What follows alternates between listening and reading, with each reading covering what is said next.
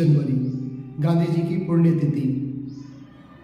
पुण्यतिथि पर गांधी जी को हार्दिक श्रद्धा सुमन अर्पित करते हैं। हम आपको बताएंगे कि कैसे वो बैरिस्टर से साबरमती के संत बने। हम आपको बताने वाले हैं महान आत्मा महात्मा गांधी के बारे में।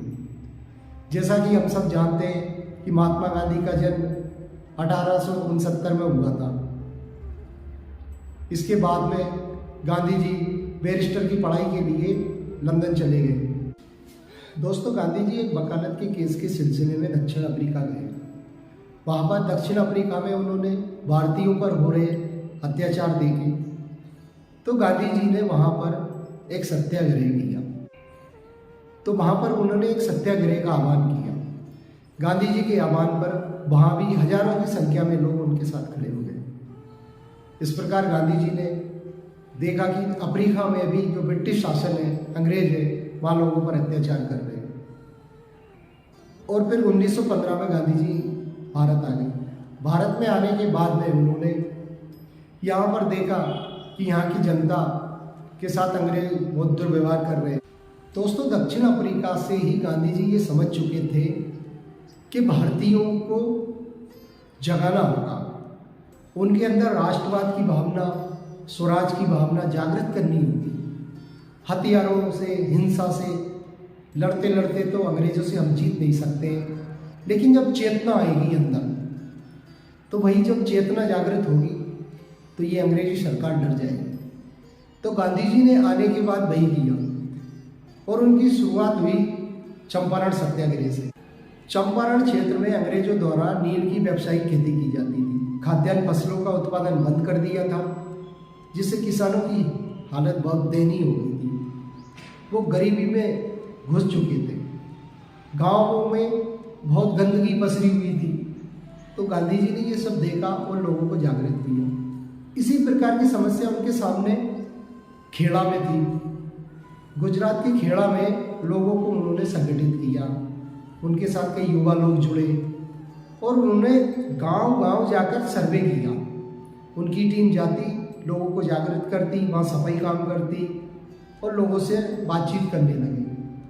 तो इससे हजारों लोग उनके साथ जुड़ते चले गए। जब अंग्रेजी सरकार को ये मालूम चला तो उन्होंने अशांति फैलाने का आरोप लगाकर उनको जेल में डाल दिया। अब प्रतिरोध शुरू, लोग सड़कों पर उतर आए, जुलूस निकालने लगे, थाना का घेराव किया और गांधी जी को अंततः छोड़ना पड़ा। और अंग्रेजी सरकार और किसानों के बीच में एक समझौता हुआ। जो टैक्स की दरें बढ़ाई गई है वो वापस ले ली जाएगी और पुरानी दरें चलती रहेगी और नया टैक्स नहीं लगाया जाएगा। जमीनों पर किसानों का ही नियंत्रण होगा। सबसे महत्वपूर्ण चीज ये रही। तो इस प्रकार ये शर्तें अंग्रेजों ने मान ली। तो ये गांधी जी की पहले भी जी हुई। फिर लोगों में गांधी जी के प्रति और आकर्षण बढ़ने लगा। अब लोग गांधी जी को बापू के नाम से जानने लगे, महात्मा के नाम से जानने लगे। रविन्द्रनाथ टैगोर ने भी उनको महात्मा कहा। फिर गांधी जी ने सोचा कि असहयोग आंदोलन को शुरू किया जाए। फिर गांधी जी ने सत्य और अहिंसा का मार्ग अपनाते हुए असहयोग आंदोलन शुरू किया। दोस्तों, ऐसी ही असहयोग आंदोलन से प्रेरित एक सभा जलियांवाला बाग में हो रही थी, जो हम सब जानते हैं कि जलियांवाला बाग हत्याकांड के नाम से जानते हैं, जो 1919 में हुआ। जनरल डायर ने लोगों की हत्याएं कर दी। वहाँ पर निर्दोष लोगों को मारा गया। चोरी चोरा की कांड की घटना, इन घटनाओं से गांधी जी आहत। गांधी जी ने यहाँ पर महसूस किया कि लोगों को अभी और आगे ट्रेनिंग देने की आवश्यकता है। फिर उन्होंने दूसरी चीज जो उनकी महत्वपूर्ण थी, उन्होंने सोचा कि भारत में स्वदेशी वस्तुओं का अपनाया जाए। अंग्रेजों की अर्थव्यवस्था टूट जाएगी और वो भारतीयों पर डिपेंड हो जाएंगे। तो उसके लिए उन्होंने स्वदेशी आंदोलन चलाया। विदेशी वस्तुओं की गोलियां जलाई गई, उनको जला दिया गया। अंग्रेज सरकार बुरी तरह से गांधी से डर चुकी थी और बीच बीच में वो वादा भी करती थी कि हम भारत को आज़ाद कर देंगे। 1939 में द्वितीय विश्व युद्ध शुरू हो गया और गांधी जी से वादा किया गया कि अब हम देश को स्वतंत्र कर देंगे, लेकिन अंग्रेजों ने ऐसा नहीं किया गांधी जी नाराज हो गए और 1942 में उन्होंने भारत छोड़ो आंदोलन का आगाज कर दिया। अब यहाँ पर उन्होंने भारतीयों को करो या मरो का नारा दिया। 2 साल के लिए उन्हें जेल में डाल दिया गया। 1944 में उनकी पत्नी का निधन हो गया और उनका स्वास्थ्य भी खराब होने लगा। फिर उनको जेल से रिहा कर दिया। लेकिन वो गांधी जी थे। फिर उन्होंने अपने स्वतंत्रता आंदोलन का आगाज शुरू कर दिया और अंततः अंग्रेजी सरकार को झुकना पड़ा और उन्होंने भारत शासन स्वतंत्रता अधिनियम पारित कर दिया। इस प्रकार हमें 15 अगस्त 1947 को आज़ादी मिली। गांधी जी के प्रयासों से दोस्तों भारतीय संविधान का निर्माण हुआ और फिर गांधी जी बिरला भवन में नई दिल्ली में एक बार टहल रहे थे। उसी समय नाथूराम गोडसे और नारायण आप्टे नाम के लोगों ने उनकी हत्या कर दी।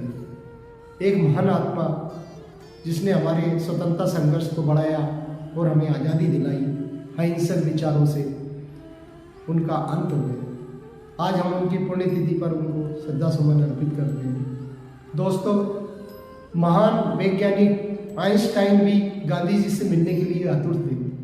1931 में उन्होंने एक पत्र लिखा था गांधी जी को कि मैं आपसे मिलना चाहता हूँ। लेकिन फिर गांधी जी ने भी उनके पत्र का जवाब दिया कि आप आइए, लेकिन आप जहाँ मिलेंगे वो एक आश्रम होगा।